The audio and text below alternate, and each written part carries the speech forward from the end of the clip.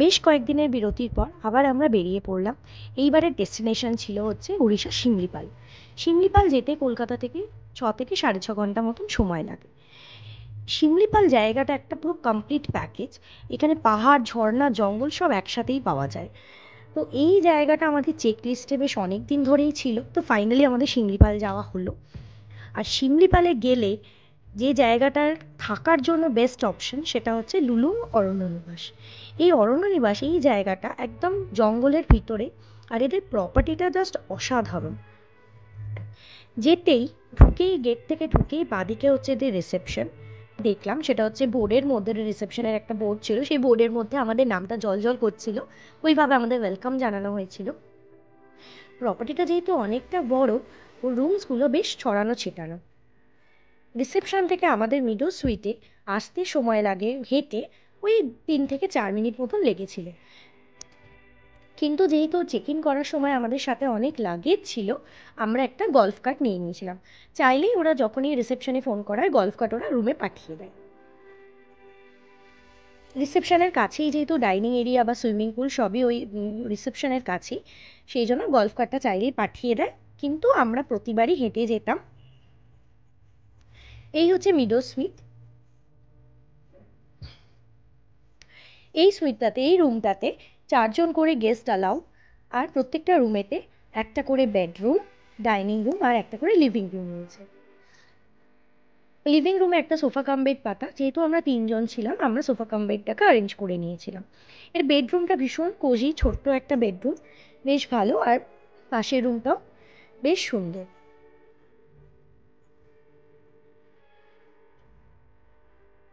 আর এইটা হচ্ছে পিছনের ব্যাক সাইডটা। এইখানটা একটা ছোট কোর্টইয়ার্ড মতন, আর তার সাথে এইখানটাতেও 2টো ওয়াশরুম অ্যাভেলেবেল রয়েছে। এটা একদমই প্রাইভেট, পুরো মানে ব্যাক সাইডটাও প্রাইভেট। এই হচ্ছে লিভিং রুমটা, যেটা সোফা কামের ওরাই অ্যারেঞ্জ করে দিয়েছিল। এইখানটাতে এরা রাত্রিবেলা বারবিকিউর অ্যারেঞ্জ করে দেয়। আর এইটা হচ্ছে সামনের দিকটা, রুমের সামনে থেকে এরকম পাহাড়ের ভিউ। আর এই লুলুং রিসর্টের আমাদের মেন অ্যাট্রাকশনের আরও একটা যেটা ভালো লেগেছিল, যেটার জন্য যাওয়া, সেটা হচ্ছে এই সুইমিং পুল। যে সময় গেছিলাম মানে সুইমিং পুলটা পারফেক্ট ছিল আর কি। ওই সারাদিনই প্রায় মানে আমরা অলমোস্ট সুইমিং পুলে অনেকক্ষণই কাটাতাম। এখানকার স্টাফেদের ব্যবহার বা আতিথেয়তা সত্যিই খুব ভালো। এই হচ্ছে রিসেপশনের সামনেটা, গল্ফ কার্টগুলো এখানেই রাখা থাকে, চাইলেই ওরা পাঠিয়ে দেয়। প্রপার্টিটার মধ্যে লাইব্রেরি রয়েছে, কনফারেন্স হল রয়েছে, সবই রয়েছে। ডাইনিং এরিয়াটাতে প্রায় 50 জনের মতন সিটিং অ্যারেঞ্জমেন্ট রয়েছে ডাইনিং রুমের ভিতরে। আর ডাইনিং হলের বাইরেটাতেও সিটিং অ্যারেঞ্জমেন্ট বেশ কিছু করা, সেটা মাঠের মধ্যে সকালবেলা মানে রোদের আলোটা গায়ে লাগিয়ে ব্রেকফাস্ট করতে সত্যি খুব ভালো লাগে। এই যে এই মাঠটা, এখানে ওরা পুরো ব্রেকফাস্টের অ্যারেঞ্জ, এই দেখতে পাচ্ছেন টেবিল চেয়ার রাখা, এখানে ওরা অ্যারেঞ্জ করে দেয়।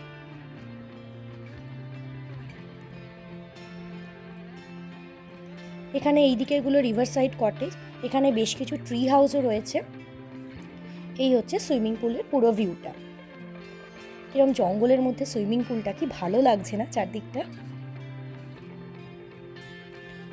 রিভার সাইড এখানে কটেজগুলো বলি, এখানে 5 রকমের রুমস আর অ্যাভেলেবেল। এখানে রিভার সাইড কটেজ রয়েছে, পাশ দিয়েই বয়ে যাচ্ছে ওই পালপালা নদী। আর এই রিভার সাইড কটেজের ভাড়া হচ্ছে 7,500 টাকার মতন।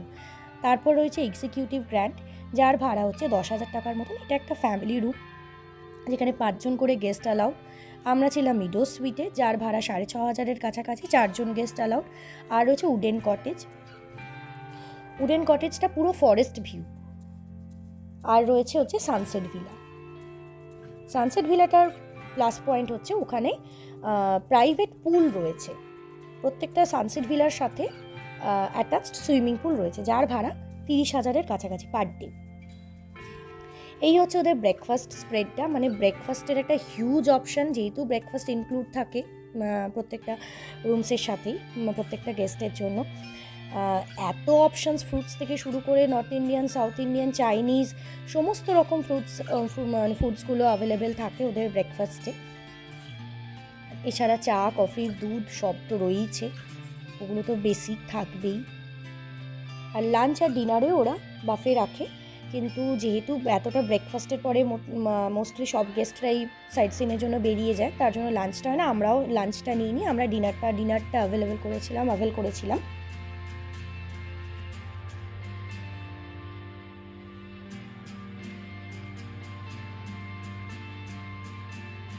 রিসেপশনের চারপাশটা ভীষণ সুন্দর করে সাজানো গোছানো, পুরো গাছ, প্রচুর গ্রিন চারদিকটা, মানে এই প্রপার্টিটাতে এত গ্রিনারি। আর এখানে রাত্রিবেলা এরা আদিবাসী নাচের অ্যারেঞ্জ করে দেয়, মানে রাত্রিবেলা সেই স্ন্যাক্স খেতে খেতে আদিবাসী নাচ দেখতে, মানে সেটাও একটা অন্যরকম অভিজ্ঞতা আর কি।